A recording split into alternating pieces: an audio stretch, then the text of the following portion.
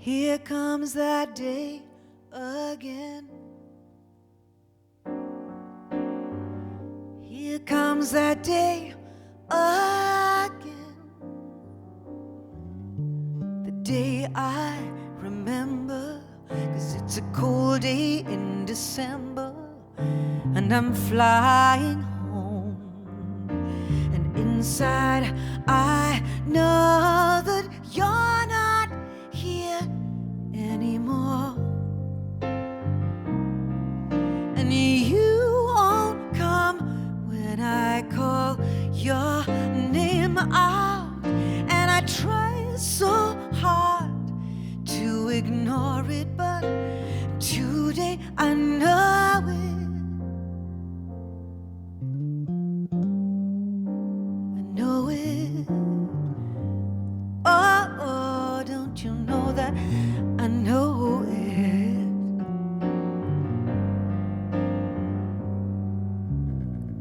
Here comes the pain again. Here comes the pain again. And as we start to touch down, the tears fall freely on the ground. People try to help me, but how can I explain that you're not here anymore? And you won't come when I call your name out. And I try so hard to ignore it, but today I know it. Everybody misses someone. That's just the way that life is.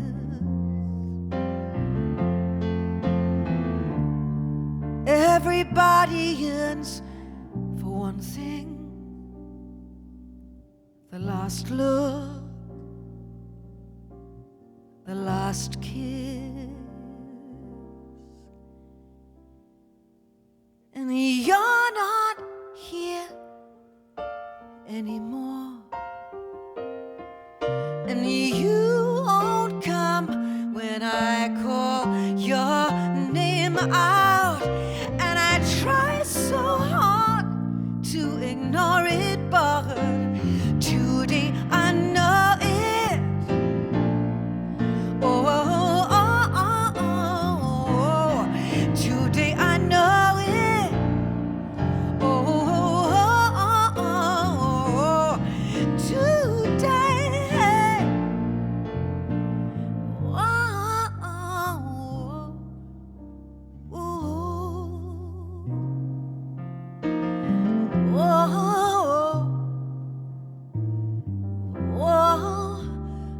oh, oh.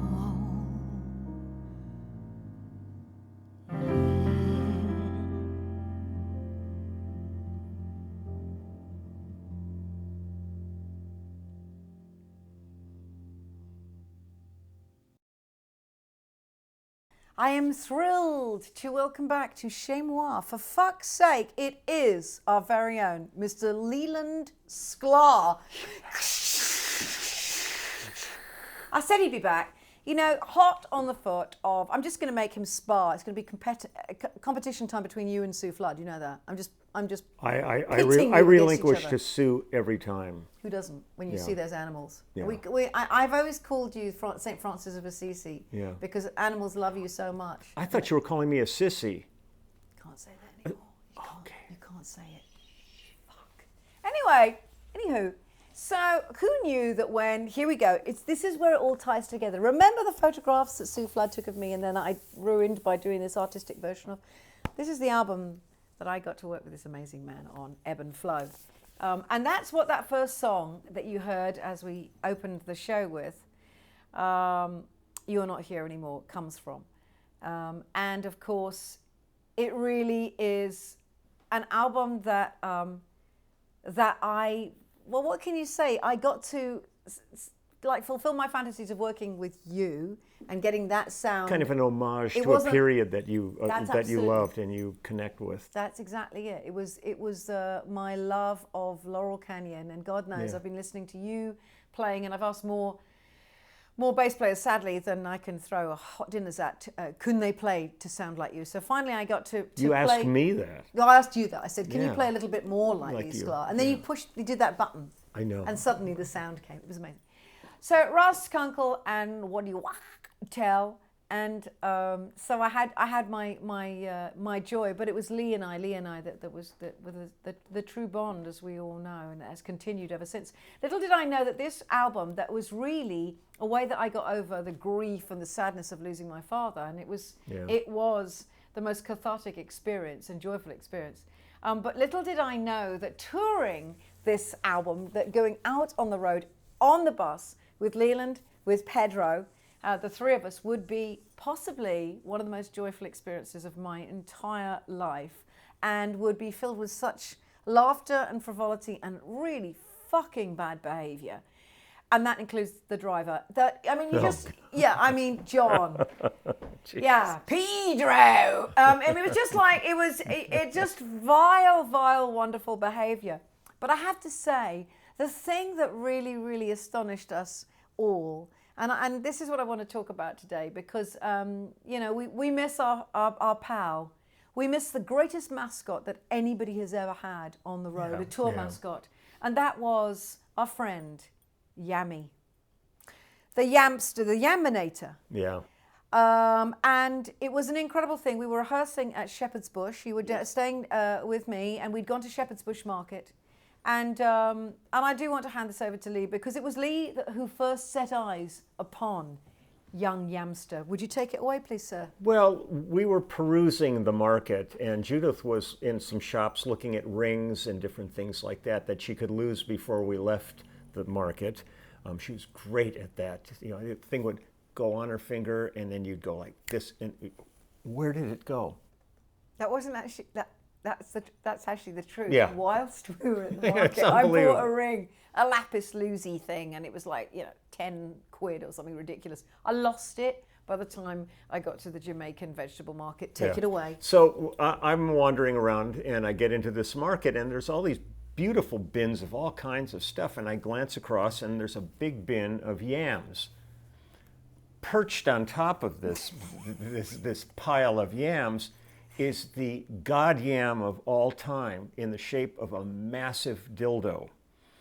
And Judith comes in, and she's standing there, we're talking, and I go, turn around really slowly. And she turns and lets out a yelp as she beholds this member of monstrous proportions. And we end up buying it. And as we go up to the counter to take it out, the guy goes, "So do you want me to remove the head?" And we're going, no. Man, that's the hook. Yeah. Are you kidding? And Yammy became a daily experience for us. And Yammy got to see more of the world than most people ever get to see. Yeah. Yam, the Yamster, he would often, we'd put him in positions so that he could look out the window as we were touring, as we were driving around in the bus. Sometimes he'd wear sunglasses. Yeah. He saw the Swiss Alps. He saw the Alps, for fuck's sake. He saw everything. Yeah. That Yam went everywhere. And I have to admit that, yes, he started in Britain, he went across Europe, and then I, in fact, smuggled him in. Am I going to get thrown? Am I going to be No, put in you won't, prison? but don't tell him where you hid it. Good point. Well, where you hid it, mate. So anyway, I put him in the suitcase and I smuggled him into America, and the Yamster came in with us, and he went, there's a very famous photograph, in our lifetimes, there's a famous photograph of him looking out at Mount Hood. Sort of says it all. But the Yam was great. Loved it. He loved it. He had the was so best excited. time. He was so Yeah. excited everywhere we went. Yeah. He was the best mascot, well-behaved, housebroken. He never wanted for anything. And the Yeah. great thing was, I would wait during any gig, any show, I'd wait. And then I'd pull him out and I'd just say, ladies, but not always ladies, but ladies and gentlemen, here's one for you. And I'd pull the Yam out and put him on top of the piano, and there would be gasps. Yeah.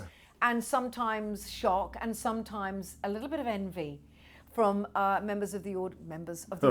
Thank you. Oh, madam. And it was just one of the most ludicrously badly behaved things in the world. Well, it came to the point where, of course, the yam, you know, they age faster than humans or dogs. Almost like they have progeria. It's really weird, isn't it? Yeah. Well, one day we finally made it to LA. We'd done the whole, what was it by then, a year of touring, all in 2014, a year.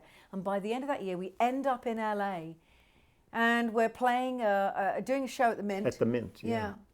And Yam's head, literally, his head dropped off. Popped off.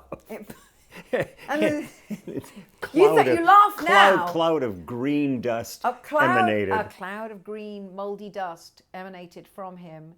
And somewhere between wanting to be sick and laughing so hard that I couldn't stand it, Leland Sklar, always the man that can like build things, save things, create stuff. I mean, he is Mr. Hands-on. He went and got some cocktail sticks and put him back, and spiked him back together. I mean, basically just put the head back on. So I had that one last shot, didn't I? Yeah. At bringing Yam out so he could, carefully this time, amongst a little bit of green on the side, so that I could bring it out and shock the audience one last time, and he did. And that's how I like to remember him at his best. The Yam, the full Yam. Yeah. Ahead of his time. The head. Thank you. Now, it was during this time that Leland Sklar and I, was it because of Yam, because we were carrying around an enormous member? Or was it just because we have such a shocking sense of humor about each other? We found ourselves in Germany, language of love. And for some unknown reason, we had come up with this idea that, you know, Lee likes to get on his knees when he's around me. Who doesn't? I mean, I think it's either fear or hope. It's both. Anyway, it's both. Thank you. It's both. It's a little bit of both. We finally managed to find a monk's habit. It was actually a bathrobe. It's a bathrobe. It was a bathrobe. And then Pam, who does sauce really well, got some big kind of hobbit feet. Because I don't even know where you would. Anyway, she got big hobbit feet with hair on them, and a long black cape and swords. And Lee and I decided that our alter egos, I don't even know how this started. It just was magic. It was magic. Yeah. Would be the giantess Jude Hild, or very Wagnerian, and her little person, her elven sort of her servant, as it were. Your manservant, who wasn't quite a man. Her elven servant, not quite man, but all man in some ways. Yeah. Dildo Baggins. And so this became a thing, and we took our first photograph of this in Germany, language of love. And I don't know how this worked out, but there was a door. I'm going to show the photo of this, because there was a tiny door behind us, and that I've never seen anything that looked so perspective-wise brilliant in my life. I look like I'm 100 foot tall. He looks like he's like 3 feet. The door looks like a full-size door, but it's a miniature. I mean, it is impossibly perfect. It's the most unbelievable shot wasn't photoshopped. It was not photoshopped. And my tour manager, Martin Brown, who I do actually think had a bit of a trouser soaking accident after he took that photograph when he looked at it, He as we all did. He didn't have to wait for that. He had him that was all ongoing, the time. wasn't it? Well, we all had a little bit of a, soaker. Once we took the photo, I can't remember actually laughing so hard that there was snot. Sorry, I just fell off the pedestal. But there was something flying from my nose. I was laughing so hard. That was the beginning of it. So where I'm getting to now is that when the Yamster died, when he left the mortal coil. I'm so broke. This is devastating. We gave him a Viking funeral in the front garden right here. And Lee and I dressed up as Jude Hild and Dildo Baggins. And with the help of some Grieg, we created what we thought was the greatest burial that we could give. Bar putting him on a Viking boat and sending him out into like a pond or something in Echo Park, which had been, and setting it alight. So what we did is we got a burial suit that we got for a Boston Terrier because it fit him in a dog shop, and a small box that It's a coffin, very much a coffin. Coffin-like situation. Yeah. And we did the full gemütlich, and there was an awful lot of love, and an awful lot of sadness, but an awful lot, as I recall, of hysterical laughter during this time. But I think Yammy would have loved that. he would have loved it. Yeah. He would have loved it. Yeah. So I'd like to share that with you now, because I think it's one of the high points of our time together. So I agree. here is pretty much Yammy's funeral.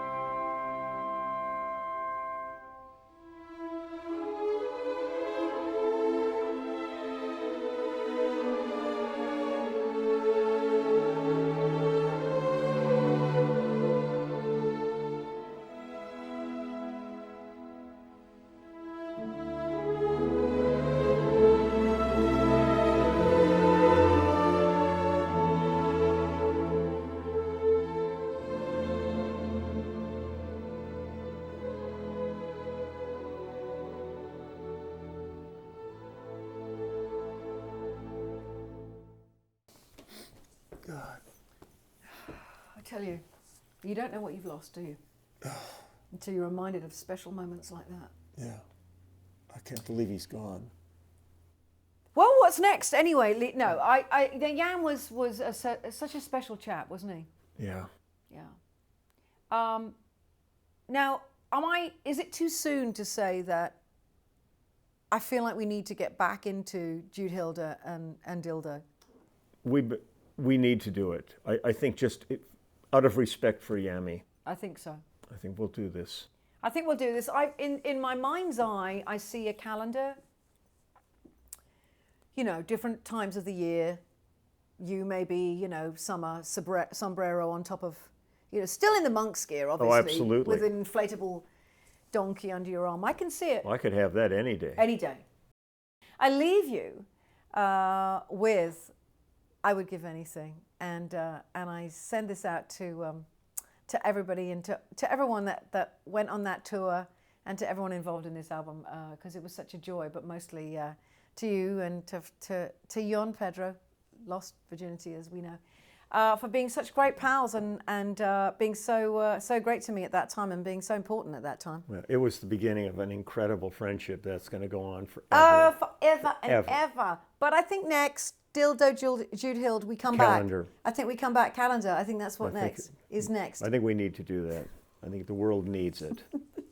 We will. I'm going to play you out. We're going to leave you with this song, but thank you so much, Leland Sklar, as always. It's a joy. This has been a most yummy, not yummy, yummy, for fuck's sake, with me, your hostess with the most love of yams that there is, Judith Owen, giving a right royal for fuck's sake to the fabulous Leland Sklar.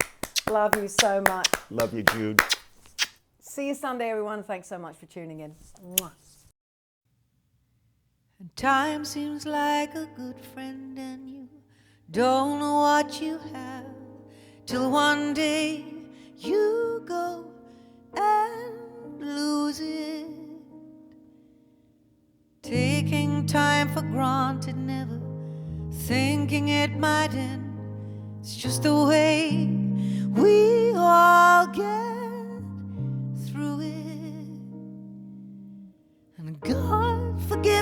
all the times I held back from telling you how much you meant, and now it's too late, too late.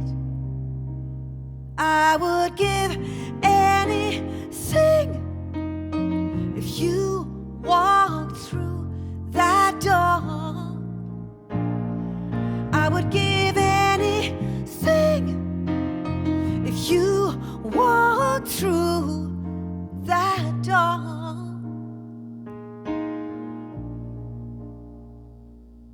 Again.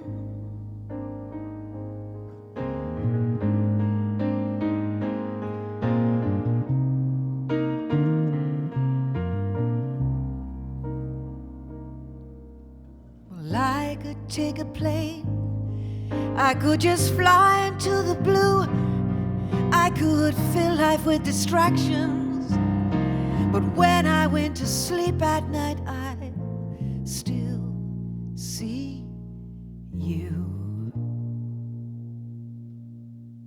So I listen to your voicemail, to the messages you left, because it makes me think you're still here. I look at all your photographs and to the face I love, because it's almost like having you near me. And God knows this house feels so empty today, and every lonely room reminds me that you've gone away. And I would give anything if you walked through that door. I would give anything if you walked through